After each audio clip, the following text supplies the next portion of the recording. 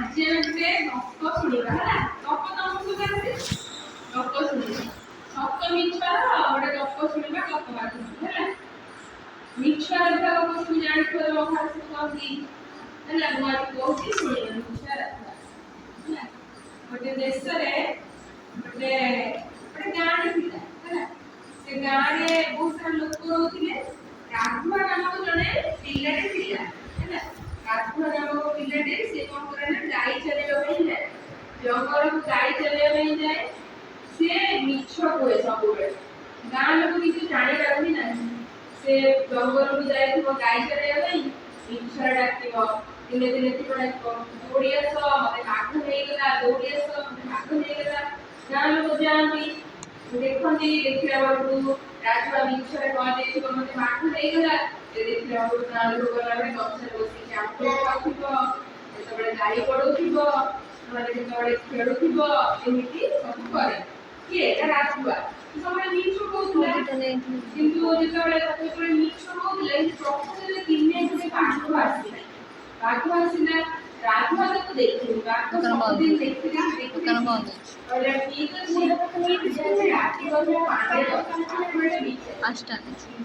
ରାଘୁଆ ପାଖକୁ ଆସିଲା। ରାଘୁଆକୁ ଝାମ୍ପଟି ମାରିଲା। ପଇସାଟା ବୁଲ ରାଘୁଆ ଜଙ୍ଗଲକୁ ବେଶୀ ଜଙ୍ଗଲକୁ ପଳେଇ ଯାଇଛି ଗାଈ ଖୋଜି ଖୋଜି। ବାଘଟି ତାକୁ ଦେଖିକି କଣ କଲା ନା ଝାମ୍ପଟି ମାରିଲା।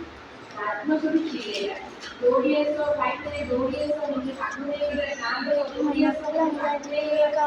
ଗାଁ ଲୋକ କଣ କହିଲେ ରାଘୁଆ ସବୁବେଳେ ମିଛ କଥା କୁହେ। ଆଜି ଗୋଟେ ତାକୁ ବାଘ ନେଇଗଲା ମିଛ କହୁଛି। ଆମେମାନେ ଆମ କାମ ଛାଡ଼ିକି ଯିବା। ଦେଖିଲା ବେଳକୁ ରାଘୁଆ କଣ କରୁଥିବ ନା ଗଛ ଉପରେ ବସି ଜାମୁକୋଳି ଖାଉଥିବ। ନହେଲେ କଣ କରୁଥିବ ନା ଗଛ ଉପରେ ଶୋଇପଡ଼ିଥିବ। ବସ ଚେୟାର ସବୁବେଳେ ତ ମିଛରେ ଡାକିଲା, ସତ ତ କେତେବେଳେ କହିଲାନି।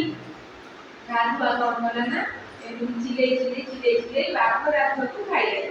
ଗାଁ ଲୋକ ସେଠୁ ପଛରେ ଯେତେବେଳେ ଗଲା ବେଳକୁ ଦେଖିଲା ବେଳକୁ ରାଘୁଆ କଣ ହେଇଛି ବାଘ ତାକୁ ଖାଇଯାଇଛି। କେମିତି କଣ ପାଇଁ ତାକୁ ଖାଇଲା? ଯଦି ଭଲରେ ଡାକିଥାନ୍ତା ଗାଁ ଲୋକ ଶୁଣିଥାନ୍ତେ। କିନ୍ତୁ ସେ ସବୁବେଳେ ଗାଁ ଲୋକଙ୍କୁ ଠକଉଥିଲା। ଠକେଇଲେ ଗାଁ ଲୋକ ବିଶ୍ୱାସ କଲେନି।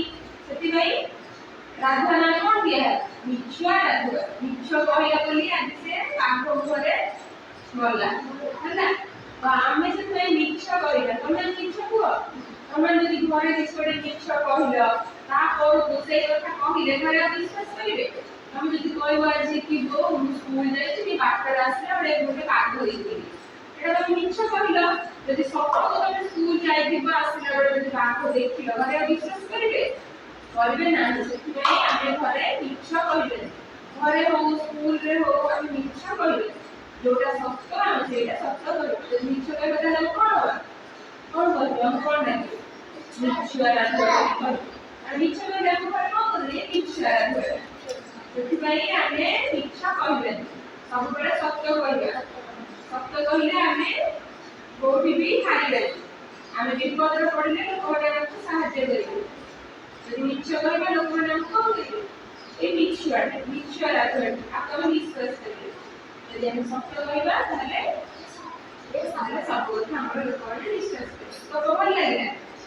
ତମେ ସବୁ କହିପାରିବ? କାହାଠୁ ଏବେ କହିବା ତମର ଗପ ଯୋଉ ଗପ ଭଲ ଲାଗେ ସେଇ ଗପ। ଯୋଉ ଗପ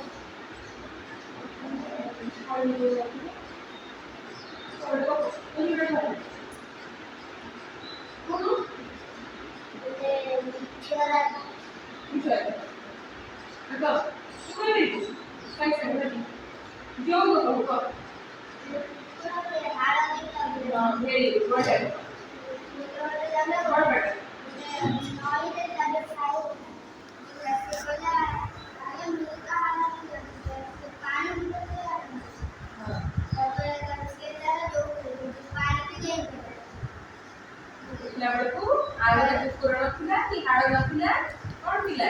ତାର ଛବି ଥିଲା। ସେ ତା ଛବିକୁ ଦେଖିକି ପାଣିକି ଡେଇଁ ପଡ଼ିଥିଲା। ତାକୁ କଣ କୁହାଗଲା? ସେ ହେଲା ଲୋଭୀ କୁକୁର ବୋଲି କୁହାଗଲା। ଆମେ କୌଣସି ଜିନିଷରେ ଲୋଭ କରିବାନି। ଯଦି ଆମକୁ ଯେତିକି ଦେବେ ଘରେ ଖାଇବା ପାଇଁ ଆମେ ସେତିକି ଖାଇବା। ଆମେ ଯଦି ଲୋଭ କରି ଅଧିକା ଖାଇବା ତାହେଲେ ଆମେ କଣ ହବା? ଆମ ଦେହ ଖରାପ ହବ ହେଲା। ଲୋଭୀ କୁକୁରଟି ଏସବୁ ଗଲା ବୋଲି ତାର ଜୀବନ ଗଲା। ଆମେ ଲୋଭ ବି କରିପାରିବା। ତମେ ଗପ ଆସିବ ବୋଲି ଗୋଟେ ଗପ। ଆଉ ତାର ବିନ୍ଧା ତ ସୁସ୍ଥ ରହିଲା।